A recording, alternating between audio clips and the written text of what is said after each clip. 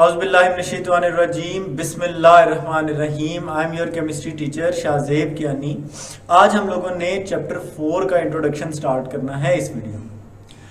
Chapter 4 की अगर हम बात करें तो chapter 4 is related to chemical bonding. इस चैप्टर में हम लोग डिस्कस करेंगे 4 तरह के केमिकल बॉन्ड्स के बारे में और ये पढ़ेंगे कि एक एटम आखिर केमिकल बॉन्ड क्यों बनाता है। अगर हम लोग अपने इर्द गिर्द तमाम चीज़ों को देखें तो all things are made up of matter. हर चीज़ मैटर यानी मादा से मिलकर बनी है। ठीक है, मादा की बात करें तो मादा हर उस चीज़ को कहते हैं जो कि वज़न रखती है और जगह घेरती है।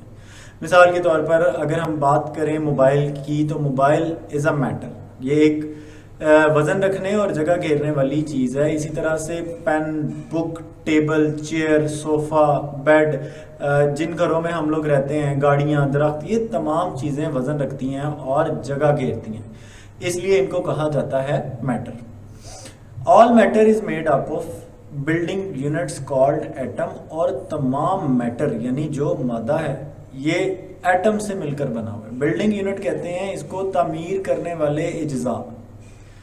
जैसे आपने एक दीवार को देखा, दीवार के बिल्डिंग यूनिट्स होती हैं ईंटें। ठीक है, ईंटों से मिलकर, ब्रिक से मिलकर एक दीवार बनती है। इसी तरह से एक कपड़े को देखें तो कपड़े का बिल्डिंग यूनिट होता है फाइबर, धागे से मिलकर बना होता है। इसी तरह से मैटर का बिल्डिंग यूनिट है atom. Atom combine to form molecule. Atom जब आपस में मिलते हैं तो मॉलिक्यूल बन जाता है। मिसाल के तौर पर देखें, H2 प्लस Cl2, हाइड्रोजन और क्लोरीन आपस में मिले और इन्होंने मिलकर बना दिया HCl, हाइड्रोजन क्लोराइड, एक मॉलिक्यूल बना दिया। ठीक है, the forces responsible for building the atoms, binding the atom together in a molecule are called chemical forces या केमिकल बॉन्ड। लेट्स से आपके पास एक मॉलिक्यूल है HCl का, हाइड्रोजन और क्लोरीन आपस में अटैच्ड है।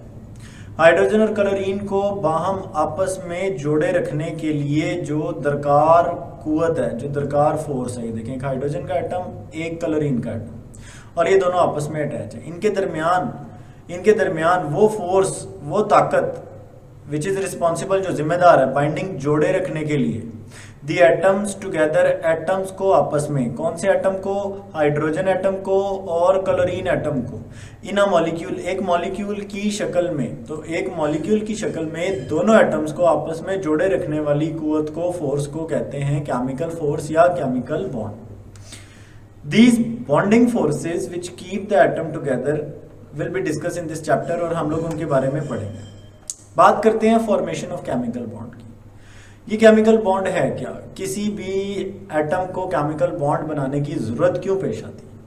तो it is a universal rule, ये एक यूनिवर्सल कुलिया है, ये एक कुदरत का असूल है, दैट के एवरीथिंग, हर चीज़ इन दिस वर्ल्ड, इस दुनिया में, tend to become more stable, वो स्टेबल होना चाहती है। इस दुनिया में मौजूद हर चीज़ चाहती है कि वो स्टेबल हो सके।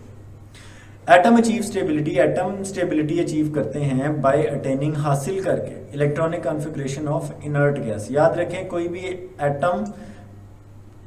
एटम है वो एटम स्टेबल होना चाहता है। ठीक है, तो कोई भी एटम है, एटम स्टेबल कब होगा? एटम स्टेबल तब होगा जब उसकी इलेक्ट्रॉनिक कॉन्फ़िगरेशन, ठीक है, जब उसकी इलेक्ट्रॉनिक कॉन्फ़िगरेशन सेम हो जाएगी।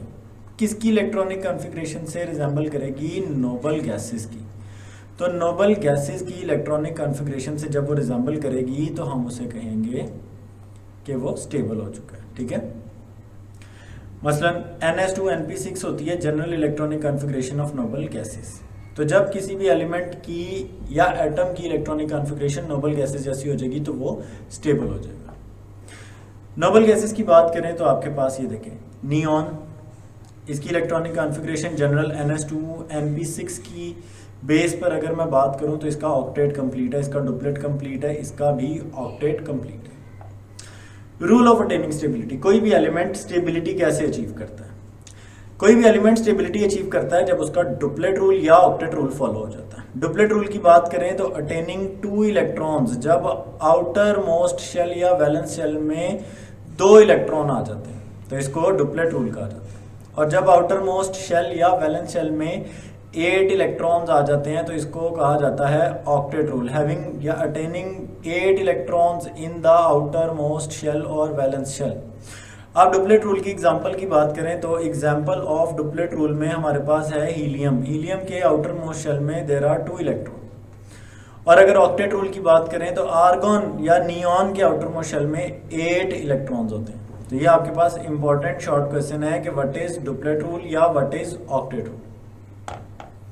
Why noble gases are not reactive. Noble gases reactive क्यों नहीं होती? The noble gases do have 2 और 8 electrons in their valence shell. Noble gases के वैलेंस शेल में 2 या 8 इलेक्ट्रॉन्स मौजूद होते हैं इन देयर वैलेंस शेल। अब इनके पास ऑलरेडी 2 और 8 इलेक्ट्रॉन है, ये ऑलरेडी स्टेबल है, इनको रिएक्शन करने की जरूरत नहीं है, ठीक है। It means that noble gases have their valence shell completely filled. Noble gases के वैलेंस शेल्स कंप्लीटली फिल्ड होते हैं।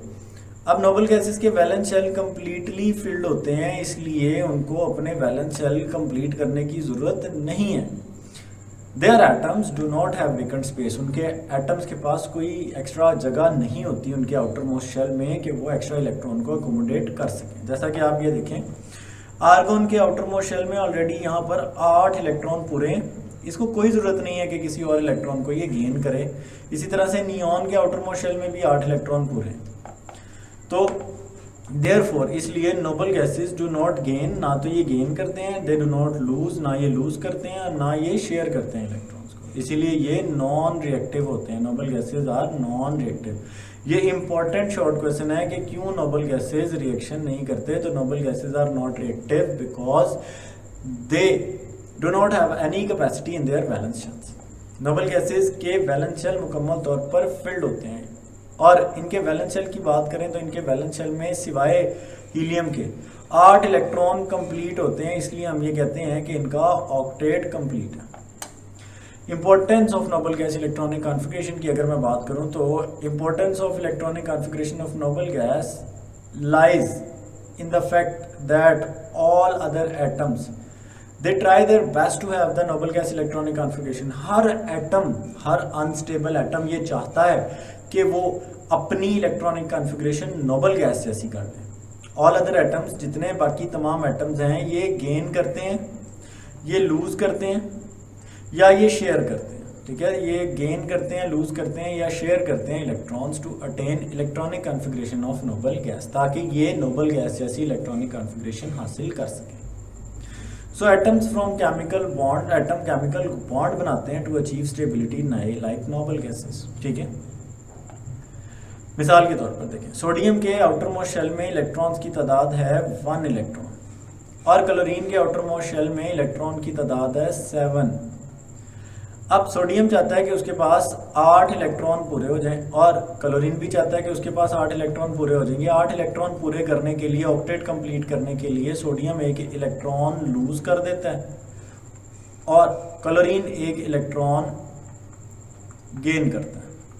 क्लोरीन जब 1 इलेक्ट्रॉन गेन करेगा तो 7 + 1 8 हो जाएगा और जब ये 1 इलेक्ट्रॉन लूज करेगा तो इसके बाद वाले शेल में 8 इलेक्ट्रॉन पूरे हो जाएंगे। इस तरह से सोडियम 1 इलेक्ट्रॉन लूज करके सोडियम आयन में कन्वर्ट हो जाता है और क्लोरीन 1 इलेक्ट्रॉन लूज करके क्लोराइड आयन बन जाता है।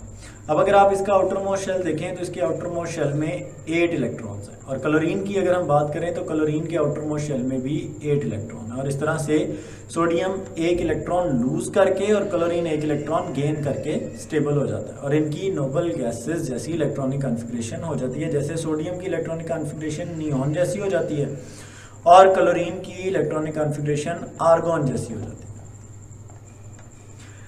अच्छा, 3 तरह से कोई भी एटम, कोई भी अनस्टेबल एलिमेंट, कोई भी अनस्टेबल एटम नोबल गैस जैसी इलेक्ट्रॉनिक कॉन्फ़िगरेशन हासिल कर सकता है। तो an atom can accommodate 8 electrons in its valence shell. कैसे? By giving valence shell electrons, या तो वो वैलेंस शेल इलेक्ट्रॉन दे देता है। मिसाल के तौर पर आप देखें सोडियम अपना आउटर मोस्ट शेल का इलेक्ट्रॉन देखें डोनेट कर देता है, या फिर बाय गेनिंग। अब फ्लोरीन की बात करें तो फ्लोरीन अपने आउटर मोस्ट शेल में सोडियम से आने वाला इलेक्ट्रॉन गेन करता है, तो बाय गिविंग और बाय गेनिंग, और तीसरा बाय शेयरिंग। अब कार्बन की बात करें तो देखें, कार्बन ने दूसरे कार्बन एटम के साथ अपना 1 इलेक्ट्रॉन शेयर किया हुआ है, तो इसका कंक्लूजन निकालते हैं, 3 तरह से कोई भी एटम नोबल गैस जैसी इलेक्ट्रॉनिक कॉन्फ़िगरेशन हासिल कर सकता है। सिंपल है, बाय गिविंग, या तो वो क्या करेगा इलेक्ट्रॉन देगा, या फिर बाय गिविंग के बाद हम इसे लिख सकते हैं बाय गेनिंग, हासिल करके, या फिर बाय शेयरिंग, या फिर वो क्या करेगा शेयर करेगा। अगर हम बात करें बाय गिविंग इलेक्ट्रॉन, तो गिव तब करेगा जब उसके आउटर मोस्ट शेल में इलेक्ट्रॉन होंगे 1, 2 और 3।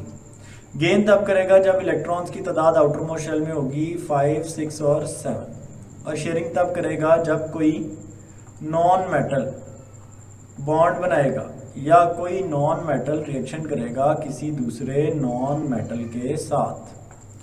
ठीक है, तो इस तरह से बाय शेयरिंग होगी। इसमें फिलहाल हम कार्बन की एग्जांपल कोट कर लेते हैं।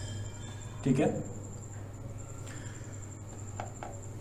Mode of reactions of atom. Atom कैसे रिएक्शन करता है? Mode of reaction of atom depend upon their number of valence shell electron. उनके वैलेंस शेल इलेक्ट्रॉन पे डिपेंड करता है। एवरी एलिमेंट या every atom has a natural tendency to achieve a duplet और an octet. The atom having less than 2 और 8 electron in their valence shell are unstable. ऐसे element जिनके valence shell में 2 या 8 से कम इलेक्ट्रॉन होते हैं उनको अनस्टेबल कहा जाता है। The position of an atom in the periodic table indicates the group number. The group number is assigned to the basis of their valence shell electrons. मिसाल के तौर पर अगर हम बात करें ग्रुप नंबर की, तो ग्रुप नंबर 1 में मौजूद तमाम तर एलिमेंट्स के आउटर मोस्ट शेल में इलेक्ट्रॉन्स की तादाद भी 1 होती है। मैं आपको इसकी एग्जांपल देता हूँ। अगर हम बात करें सोडियम की, ग्रुप नंबर 1 से बिलोंग करता है। पहले शेल में 2 इलेक्ट्रॉन्स, दूसरे शेल में 8 इलेक्ट्रॉन्स और तीसरे शेल में 1 इलेक्ट्रॉन होता है। सिमिलरली इसी तरह से हम बात करते हैं लेट से लिथियम की।